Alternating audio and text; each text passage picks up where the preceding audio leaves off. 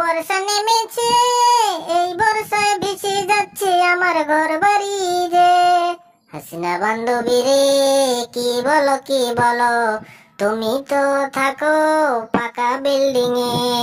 মোদি বন্ধু রে, ও মোদি বন্ধু রে, হ্যাঁ আমি শুধু পাকা বিল্ডিং এ থাকলে হবে, কিন্তু আমার যে দেশের যে মানুষজন আছে সেগুলো যে ভেসে যাচ্ছে সে খেয়াল কি তুমি রাখো?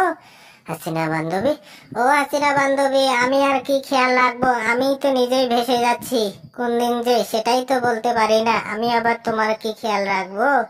ওহো মোদি বন্ধু রে, তাহলে তো তুমি এই কথা বলতেছো কেন? তুমি তো মনের সুখে আছো, আর আমি যে কি কষ্টে আছি। তুমি যে এত পানি ছেড়েছো, এবার আমি এখন কি করি?